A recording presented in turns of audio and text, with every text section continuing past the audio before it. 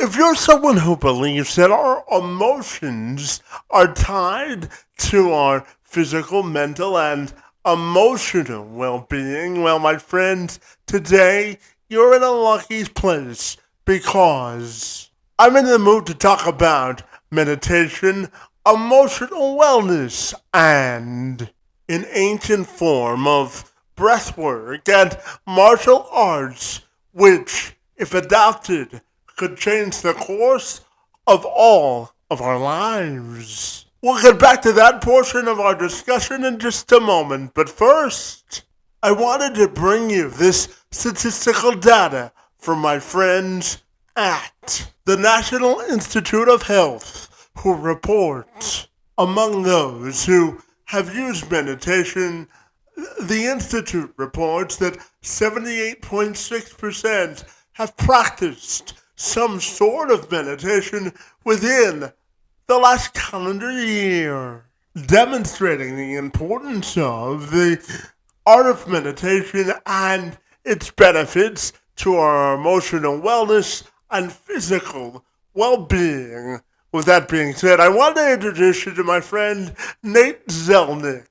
He's the founder of the Integrated Ascension Method, White Dove Method, More Patty Pooty, USA, which specializes in merging ancient Japanese energy with modern science and technology. His method combines advanced breath work, personal energy management, vibroacoustic therapy, and brainwave modulation, and various holistic therapies which are aiming to foster physical, mental, and emotional and conscience strength. He's got over 20 years of teaching and experience in this field, and Zeleznick says he's committed to teaching other individuals how to unlock their dominant abilities to achieve superhuman breakthroughs. And Zeleznick joined me this week to tell me more. I'm Kevin McShann. Let's have this conversation.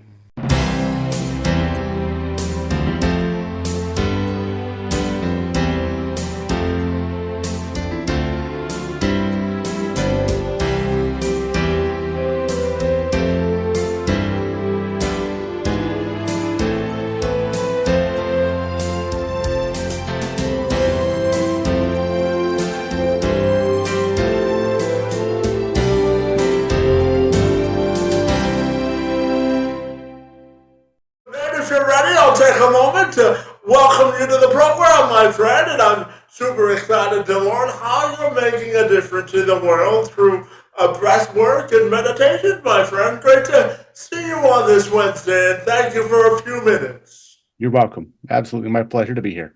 Absolutely. So, Nate, I know that your claim to fame is that you helped to integrate an ancient form of breath work, martial arts, and meditation with modern biohacking and energy medicine trends. So tell me, my friend, what makes you so fabulous, and why do you love what you do? Well, Kevin, this is an interesting thing where from a very young age, I've always wanted to help other people. And I've also had some very interesting mystical spiritual experiences from a young age. When I was about 12, I started having out of body experiences where anybody who's ever experienced this, waking up in a dream where you're able to control the dream, or for many people, even our CIA remote viewers have been trained in the United States to use it as a spy mechanism, but to have your consciousness leave your physical body and to be able to travel, if you will, and see places distant from yourself. When that started happening for me when I was about 12, I didn't know what to make of it. Now, that said, when I started having these over and over and over again, it was actually, I think, really, for me, a protection mechanism where I grew up in a very small town here in northern Utah.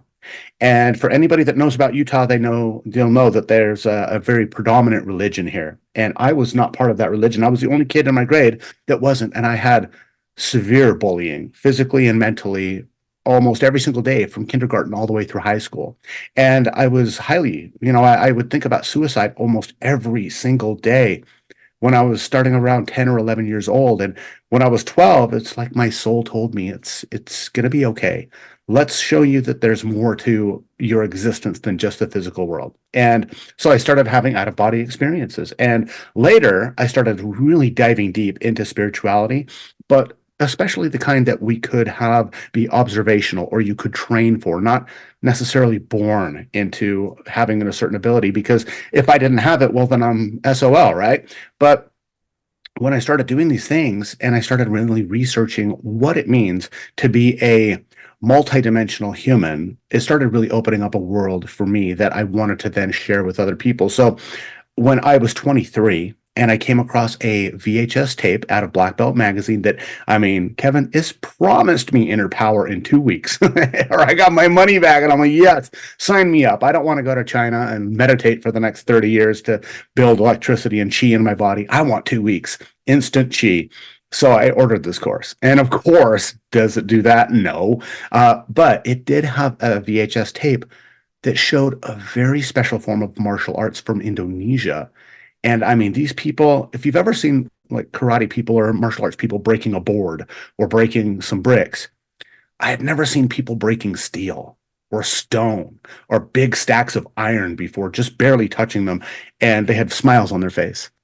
And so I was really intrigued by that since I'd been a martial artist for a long time and I loved martial arts. I wanted to be a ninja and a Jedi from when I was 5. But then it showed people who could see without using their eyes. They were blindfolded and they were doing things like driving their cars through traffic in Jakarta, just on the road, and military people. Military people who could shoot targets out of people's hands while they were blindfolded with a hood over their head. And it even showed blind people who could read printed material. And I was really skeptical when I first saw it. I was like, no way, they can't, nobody can really do that. But in the back of my mind, I was thinking, maybe Jedis are real. I've been having these experiences, these out of body and remote viewing experiences since I was, 12. So it's been over a decade at this point. So I wasn't going to just completely dismiss it. But when I saw the next day a blind woman almost die in front of me trying to cross the street, it was a spiritual knock. It was a very strong knock on my door that you've been looking for a way to help people. You've been involved and had all these experiences that you can't explain physically or psychologically, but are real. Here you go. You've been looking for a life path, and it is not being a credit card representative, which is what I was doing at the time. And so, right then and there, sitting at that stoplight, if you can just imagine having this experience of seeing these things the day before, and then the universe tells you right there in your car, here you go. You've been manifesting it. You've been wanting to do this, something to help people, and here's something you can do. So I didn't know if I would be able to help anybody with it, but I did want to make sure that I reached out to the Indonesian people that I saw on the tape, and it took me a couple weeks to track them down. But when I did, and I contacted them and I was like, do you guys really have the ability to help blind people see? And they're like, yes, we've been doing this for decades. And this is a 500-year-old art. And I'm like, why have I never heard of this before? I mean, it's one of the largest martial arts in the world. And the martial art is called Merpati Putih, which Merpati Putih sounds strange in English, but in Indonesian, it means white dove. So here's this martial art that is really showing it's the main ethos behind it is peace and justice for all of humanity. And these Indonesian people were wanting to expand their reach to help blind people throughout the world, and no one had stepped up to help them until me. And so I sponsored the very first demonstration of Marpati Putih and this art in America in 1999, the fall of 1999. And they came over and I got to see for myself and really experience what this art can do for people who are not just if they don't have visual sight, but if they don't have, well, I'll put it this way, we're all blind, right? We don't know what we don't know. And when I saw this, I was absolutely so amazed by it and wanted to help them get traction in the United States. Well, they had never allowed a non-Indonesian person to learn this ever. in 500 years. So I knew that wasn't going to be my path. I was just going to be a liaison. I was going to be a helper. And I was okay with that. And so, Kevin, when that team was about to leave and they told me, Nate, you're going to be the very first person that we have allowed outside of Indonesia to learn this. And there just happened to be a senior trainer of this art living in Salt Lake City, about 35 miles from me. There were only 3 people in the whole country that could teach me. And one was within an hour's drive. Well, I mean, what are the chances? And so the reason that I really love this so much, Kevin, is that it helps people truly unlock what their higher abilities are. I like to call them future human, not superhuman, because we all have many different senses that we just don't use. And this helps awaken those and helps unlock this in a way that no other art on the planet does. And so it's an honor for me to be able to share this as one of only two Americans allowed to steward this in the United States or anywhere in the world. We're the only 2 of us, me and one other.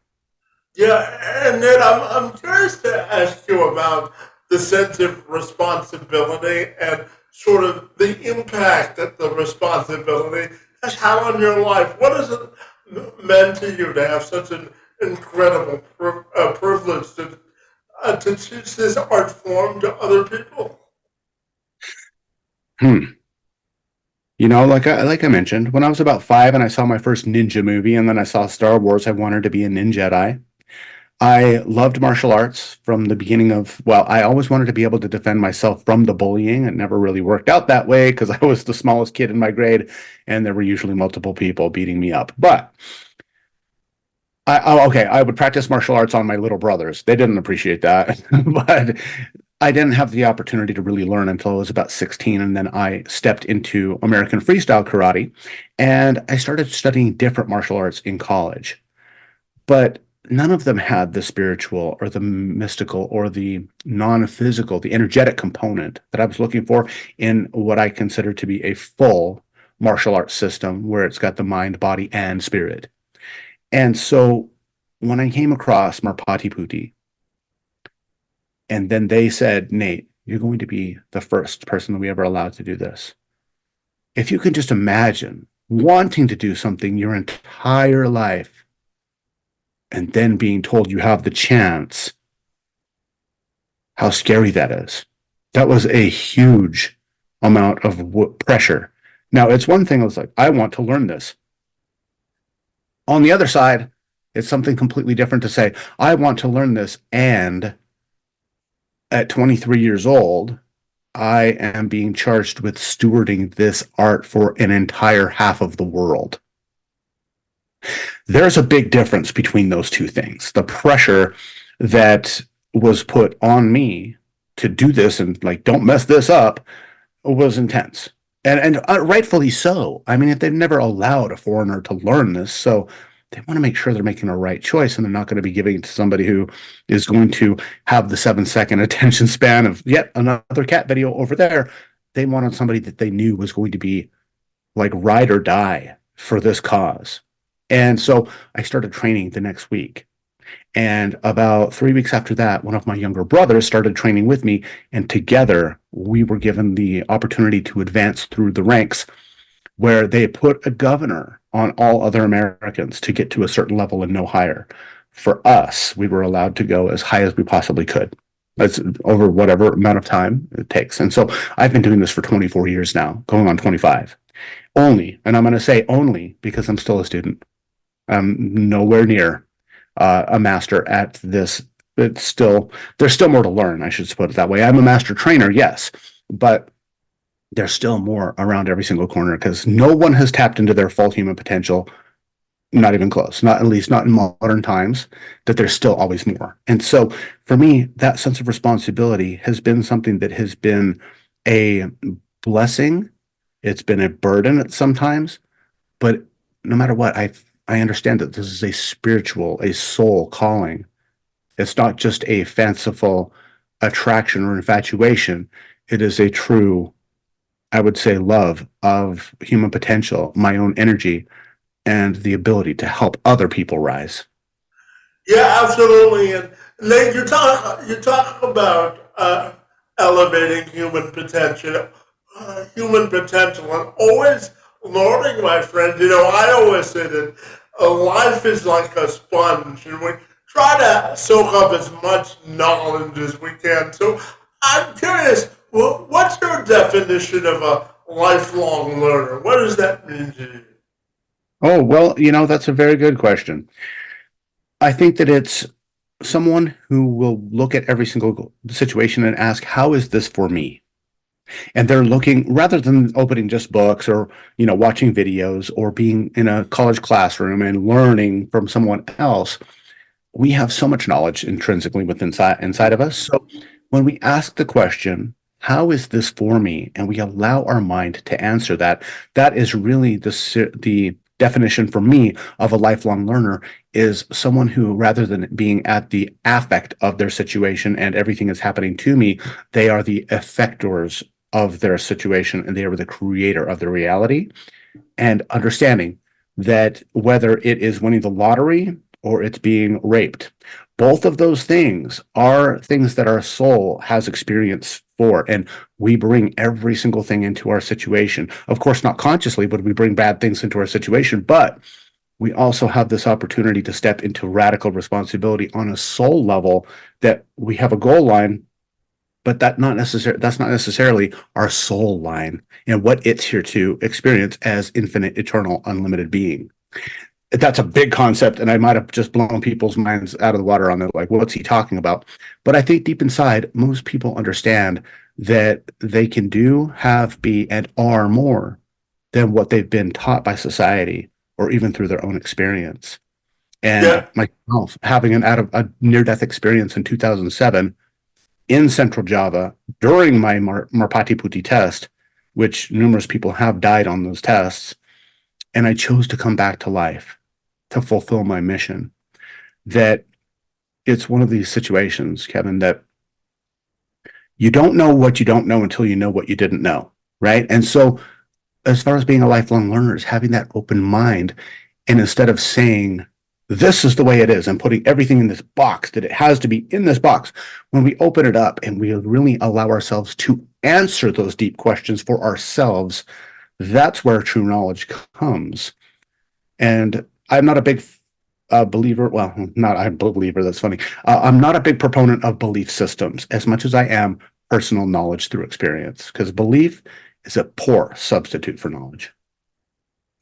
yeah, and Nate, life has countless of experiences that we all go through, and I know when you started your own academy in Utah, you had only $32 to your name, my friend, after this near-death experience in Southeast Asia. So tell me, how did that experience impact you personally, and what did you learn most about your character throughout that experience? Well, a couple different things. Now, I could not have done this without my younger brother. Full disclosure on that. We split our business in November 2022 to really find our own paths with our own where our heart is leading us. But the thing is that we're always better as a team. Okay, so there's a saying that no man or no person is an island. You notice when people win awards, let's say they win a Grammy award, they get up there and they thank the people that helped them get there because they didn't just do that themselves. They had a bunch of people that were involved in their success, right? And I do want to give massive credit to the Indonesian royal family who allowed me to start training, to my brother, who I could not have done this without walking by my side and really going to battle together, and all these amazing people, the students who supported me, the parents of the kids who believed in us enough to help guide their children into a stronger place of respect, discipline, manners, and honor, and all the different people that came along. So I hope that answers your question, but this is something that is so near and dear to me that I love to be part of a community and I love to recognize the people who helped me or help the other people with me get to where we've all gotten. Yeah, and then I'm curious to get your perspective on why breath work is so critical to our mental and emotional health. What are your thoughts there? There's nothing more important, honestly, Kevin. If you think about this, Every single person comes in with an inhale and they leave with an exhale. Every one of us. But in between that starting point and the finish point of our physical existence, most people never focus on their breath. And yet, breath is the only autonomic nervous system thing that we can control. We immediately have the ability to hold our breath from infancy. Babies get born underwater. They know how to hold their breath from second number one that they come out of the womb. And it's something where we can affect the chemicals in our body, the way that we feel, the energy flowing throughout us. And we've known this for thousands of years. And it all starts with your breath. So, why breath work? And there are different kinds of breath work. Just to be clear, when people think breath work, and this is wonderful, but it's not comprehensive. People think Wim Hof, or they think holotropic breath work, or they think yogic breath work. But there are other kinds of breath work that do different things in the body. So, if you will, there are hyperventilation type breath work like Wim Hof, where you breathe quickly over and over. You saturate your body with oxygen, you lower your carbon dioxide to a point where your body really freaks out. It thinks it's doing something, you're doing something fatal to it. So there's an interesting chemical interplay that happens when you hyperventilate like that. It's not harmful as long as it's done in an acute fashion, not a chronic fashion. But then you also have the slow, deep breathing of yoga, which does a really nice ratio of carbon dioxide to oxygen. It also lowers our brain wave. It puts us into a parasympathetic nervous system dominance where we're in rest and digest mode, not fight or flight. And then you have hypoxic breath work, and very few systems do this. This is the method of going into an oxygen debt, which raises our carbon dioxide level, but we're actually not lowering our oxygen level almost at all. So our oxygen stays high, our carbon dioxide stays high. And why that's really valuable is you can't use oxygen without carbon dioxide. Carbon dioxide is the catalyst to release oxygen from your cells. So if you hyperventilate, your body doesn't want to release any more oxygen from your cells into your body. And it can't because it doesn't have the CO2. With the type of work that Merpati Putti does, there is no other type of breath work like it. It involves long, extended breath holds while under pressure, using bodily tension and very specific body postures that I call full body mudras. And just as a quick introduction to mudras are different hand positions traditionally that will help align different circuitry in our body, because we are electrical beings, to create different states in our body. Well, in Merpati Putti, we don't just use the finger mudras, we use full body mudras, where we're twisting our body, doing different things with our arms. We're aligning circuitry in a different way, coupled with the hard style breath work, coupled with deep meditations that even people who have trouble meditating can easily start meditating with the Merpati Putti way, because it's based on using our heart as a metronome, using our breath and synchronizing our brain, our breath, and our heart and our gut all at the same time. It's really unique. And so breath work is one of the most important things that anybody can do. It's free. You can do it almost anywhere you are, except for the Merpati Putti ones. You don't do those while you're driving or skydiving. It's important that you do those only in a controlled environment because they can be dangerous. That said, if you want to have more energy, more vitality, more stamina in your life, a better immune system function, the ability to recuperate from stress faster, those are just some of the physical benefits. I highly recommend breath work, no matter what kind you do. It's your birthright. Seize it. It's not hard. And you'll feel better every single time you do it. Yeah, absolutely. And Nate, I'm a big believer in following a passion and purpose in life, and I know this work is your passion and your purpose. And you talk a lot about vibrations and therapy and brain training and energy techniques and technologies. So I'm wondering what fascinates you the most on how this industry has evolved. What do you think people need to know about the inner workings of the benefits of the work that you help people do? Yeah. So breathwork is the fastest growing holistic modality in the world. I mean, and it makes sense now that we're getting so much scientific and neuroscientific data on what breath work does and meditation does. to ourselves holistically as the entire organism, and also spiritually for people who are inclined to do that. It's no wonder that this is such a huge growing industry for mindfulness, consciousness exploration, breath work, meditation, etc. So, with that said, what I enjoy doing the most is I am not a guru, first of all. So, nobody goes anywhere but by me. That doesn't work that way. We are all our own gurus. So, my passion in my vision, my mission is to help as many people, especially influencers and CEOs and professional athletes, people who command the attention of millions of people, who just by changing what they're doing will help millions of people change what they're doing. That's a way that I can affect a systemic change in society to help people be stronger, healthier, wiser, more connected, and more understanding of why they're here on the planet. It's not just to make money. It's not just to have children. It's not just to raise a family and then die. We're all here to have experience. We're all here to evolve as this being of consciousness who just happens to have a body right now. And so many people get to be, 75 years old and they just live the same day over and over for 75 years, interspersed with on vacation here and there, but not with full awareness or presence of their beingness in this universe, of why they're actually having these experiences. It goes back to the responsibility of, is it happening for me or to me?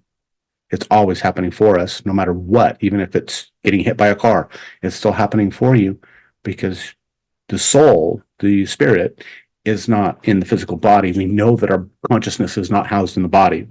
We know that you can actually read brainwaves from outside the body. Well, guess what?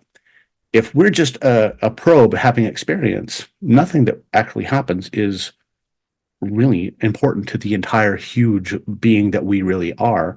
And that is good lip service when you're like, oh yes, that makes sense, until you stub your toe. And then you're like, oh, that, I don't like that feeling. That's definitely real, right? And so we have these things that as we go through this and we learn and we grow and we experience and we do all these beautiful, wonderful, sometimes painful things in our life, it's all, I believe, after a near-death experience, I can speak from knowledge, it is for a higher purpose, for an aspect of ourselves so grand, so beautiful, so immense, we can't possibly fathom it while we're in a physical body. Yeah, and then I want to ask you about the power of emotional and body sort of codes and reflection, because I think a lot of people struggle sometimes with admitting that being emotional can also be a superpower. So I'm wondering your thoughts on how emotion and body codes are interconnected. Yeah, and that's an important thing, that an emotion means energy in motion, right? That's what it means. So with that in mind, emotion code and body code work, which I'm certified for both of those modalities, it's a way of, and it's actually a patented method of questioning somebody's body, basically, using manual muscle testing, which a lot of every chiropractor in the world uses pretty much, to question what is happening in their body, what's happening in their emotions, where things got trapped in their body. We know that we have different it's trapped emotions, if you will, from traumas or from negative thoughts. They get stuck in different parts of our body. And, even on the CDC website, it says over 90% of disease is caused by stress. So if our stress can make us sick, by eliminating that and moving into a better feeling place and releasing those hormones, the feel good hormones, instead of the hormones of stress, it makes sense that we could heal ourselves and we could make ourselves better. But the problem is if you are sitting there saying, I am healthy, I'm wealthy, I'm wise, I'm loved, I'm healthy, I'm wealthy, I'm wise, I'm loved, and you keep repeating that to yourself, your subconscious doesn't compute that. Your subconscious is where our programs reside, especially from infancy and childhood.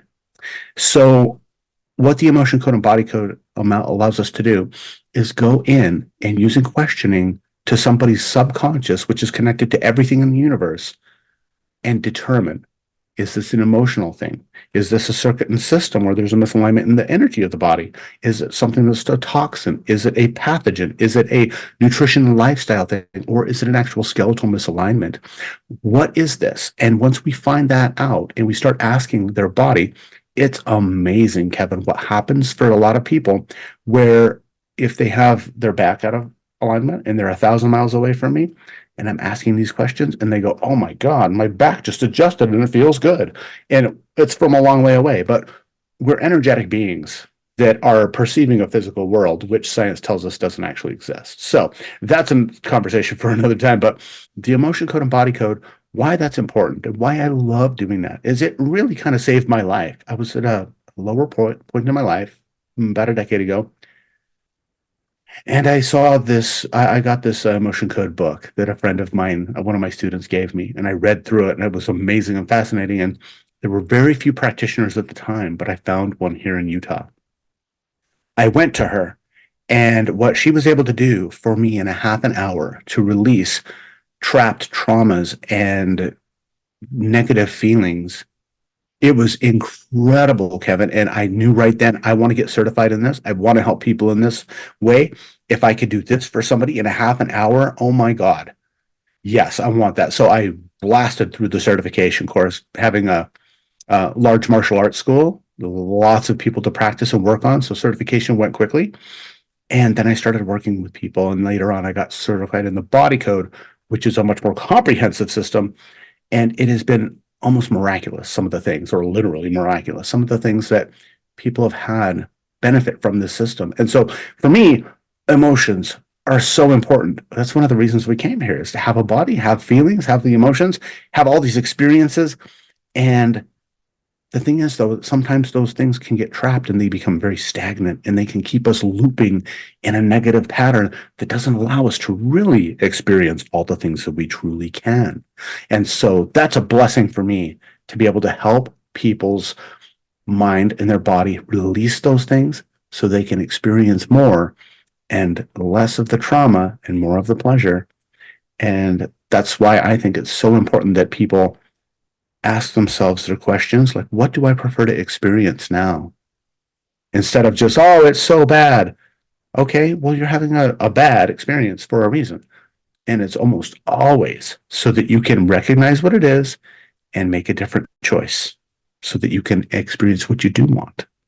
Yeah, absolutely. And then I want to talk to you about life changing or impactful stories and some that have impacted your life. And in the spirit of sharing, I'll share one of mine. So, Nick, I was born with what's called spastic quadriplegia cerebral palsy. Simply means that I don't have enough oxygen to walk normally. And I found out at the age of 9, Nate, that I wouldn't be able to walk for the duration of my life because of the severity of my cerebral palsy without assistance. And I have to tell you that the emotional energy that it took to process that at such a young age, I credit my middle school principal. Her name was Dr. Carol Crowley because I found out the day before I was to start my fourth grade of elementary school. So I had to go back to school the next day, and I was called down to Dr. Crowley's office because she knew why I was headed to London the previous day. So she had everyone associated with my file in her office, from my parents to my teachers to my therapist and the social workers as well. And I went through the story of what the doctor had told me the previous day. And obviously, Dr. Crowley knew why I was doing that, but it was a cathartic experience for me. And at the end of the story, Dr. Crowley looked at me and she said, the only limitations on your life are the artificial ones that you place on yourself personally. So I'm curious if you could share with me just a quick life-changing story that impacted your life. Oh, I tell you what. Okay, so, oh, that's an interesting having to get out through all those different ones. But let me go for a very impactful one. When I was in Indonesia, as I mentioned, in 2007, for one of my martial arts tests there, it was my second time testing in Indonesia. And I was, so just as a, for people to understand what a Merpati Putti martial arts test looks like, it takes about 3 days, 3 straight days. You get about an hour of sleep each day. You are allowed for 3 days, you eat one hard boiled egg and one little teeny glass of mung bean soup, but that's all you get. And this was the national test. So there were dozens of people from all over Indonesia descended upon this one place in Central Java to test. Now, if you could just imagine going to this place that it makes hell look like Antarctica as far as heat. Yeah, there's no place hotter than Central Java on this beach, at least I've never been there. Well, okay, Death Valley. Okay, Death Valley matches it. Well, we have to test all night. And so what that means is they have to bring in huge towed in canister lights to light up an essentially a field about twice the size of a soccer field with all these people doing their martial arts test. And they bring in these large generators. These are towed behind a truck, and those are to power all the lights and the PA system. And they spew black smoke. If you've ever seen a diesel truck when they take off real fast and that black smoke just smokes everybody, it's like that constantly. And they stuck me blindfolded because you do the movement test blindfolded so you don't cheat off anybody else. They stuck me right next to this generator. And so I had this exhaust blowing in my face for about 4 straight hours. And by the end of it, my body couldn't take it anymore. And I remember standing there and they said, Selesai. Selesai means stop. That's the end of the test. And I remember standing there and seeing my body crumple on the ground. Now, having had out of body experiences many times throughout my life, I knew what had happened. And I was like, oh, well, it's the F word, all caps, 500-point font and glaring neon letters. And I Mm-hmm. was like, this isn't good. Okay. They dragged my body off. My brother and one of my trainers dragged my body off of the field, and they were leaned me up against a tree, and they were pouring water. They were slapping me, and I'm witnessing this from outside my body. And my trainer, he had an amazing amount of energy, and he was a very powerful Merpati Putti healer. He had his hands on my chest, and he was just flooding my body with chi, with energy, and he was yelling, come back, man, slapping me, shaking me, pouring water over me. The medical team was running, and I had this choice. I can leave right now. I can go home. No pain, no doubt. It's beautiful there. Mm-hmm. Or I can continue my mission. I came to the planet for a reason, and I wasn't done. And so you can see what I chose. I chose to come back into my body. And right there, it was such a pivotal thing for me because having had a lot of out of body experiences, I knew in my heart, that yes, I'm more than my physical body. We all are. We're not confined to our physical body. We only perceive it that way. But when you actually don't have a choice but to be out of body because your physical body has given up completely, it's truly, you can't, it's impossible to describe adequately to anybody that has not had that. And I don't wish that upon anybody else unless that's their path and that's their soul line and their higher self chooses that. But when I came back, it was interesting because it's Merpati Putti and it's not a strip mall martial art at all. I got back, and within 5 minutes, they handed me my cup and my mouthpiece and said, okay, put those on. Fighting begins in 5 minutes.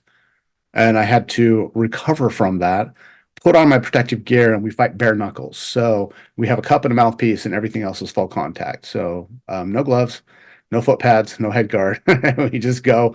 And I went in and did very well. And we finished up the test, and my brother and I scored the highest that they'd seen in over a decade on the national test. And so it was something that for me, it proved to me, without a doubt, the stuff that you've experienced already, Knight, okay, this is the full stamp on that, yeah, you're just a soul having an experience. That's pretty awesome. Not just a soul. You are an energy having a physical body and an experience. And after doing that and having that happen, and then coming back and doing so well on the rest of the test, it proved to me that, we're capable of so much more than we think. And sometimes we need a coach, a guide, someone who will push us, even if we just died, push us to do even better than we thought we could. Because most people, the first sign of difficulty, they give up. That proved to me throughout all the trials and tribulations and the struggles that when I think that I've gotten to my end, there's still so much more I can do and to never give up. So for me, that was a very pivotal one.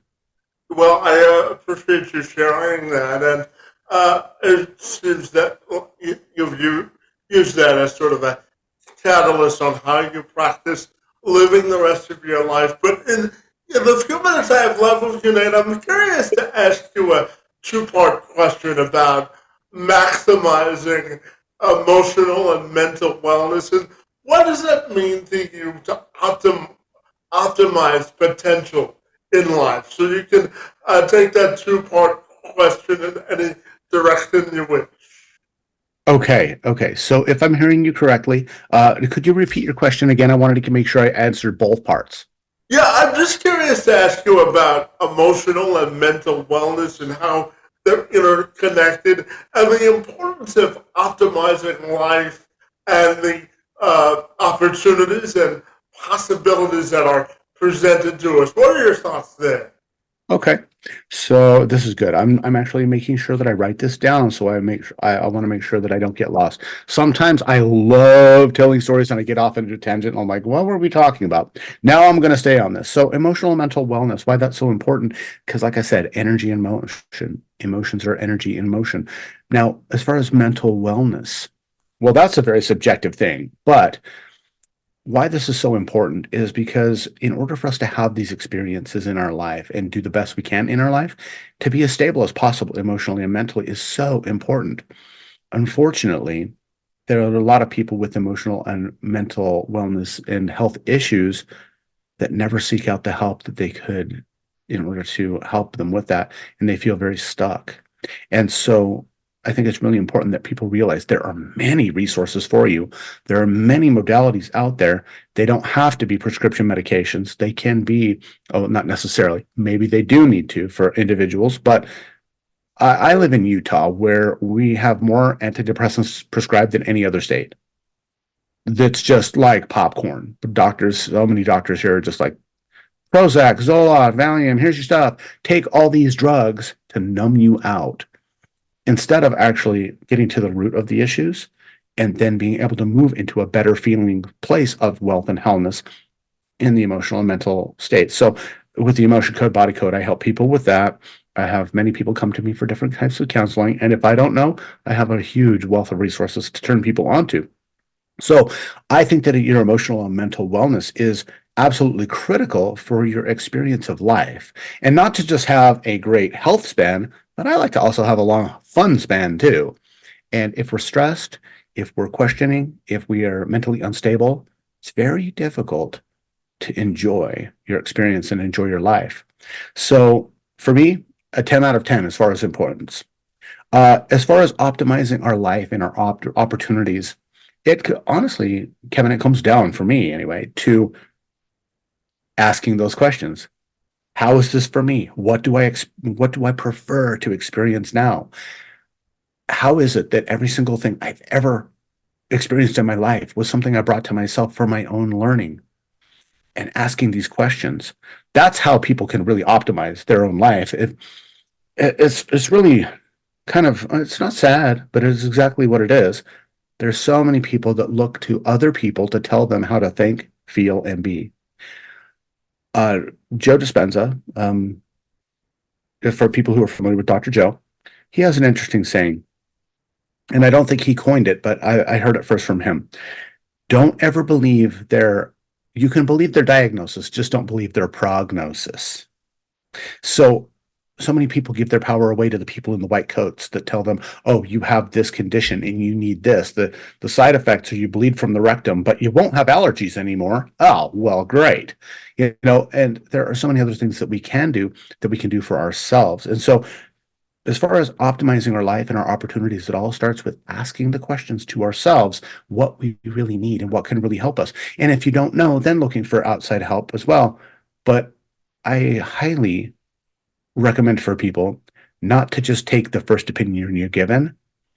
And some people really want to be in that space. So, oh, I am so sick. I have cancer. I have lupus. I have this. And they identify themselves as being someone with that rather than just saying, oh, okay, well, up until now, I've been experiencing what many people determine to be cancer.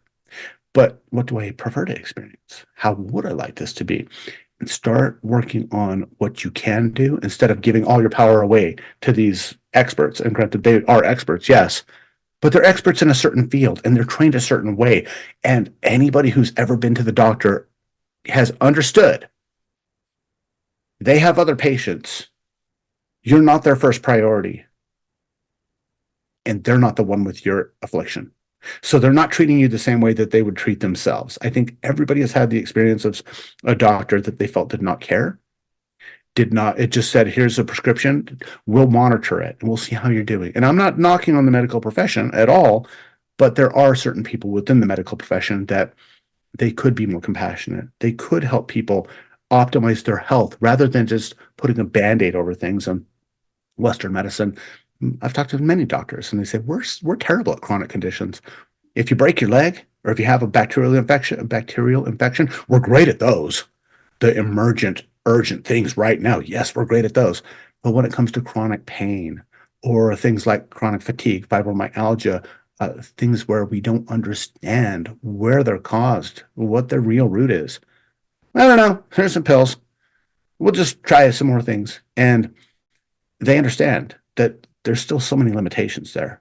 And so for me, optimizing your life means, first of all, empowering yourself with the fact that you have created these things for your own learning, asking why.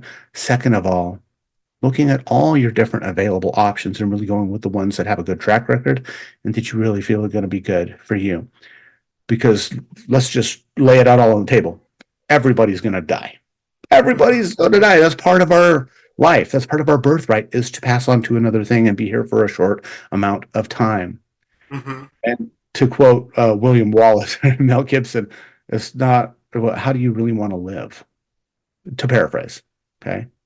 And for me anyway, seizing the opportunities and looking at all the different available things. That's one reason why I love incorporating biohacking and 21st century technology in with Merpati Putti, which is why my business, the Integrated Ascension Method or the IM, it couldn't just be the White Dove Method anymore or the Merpati Putti because now I incorporate so many things that we'd never had access to.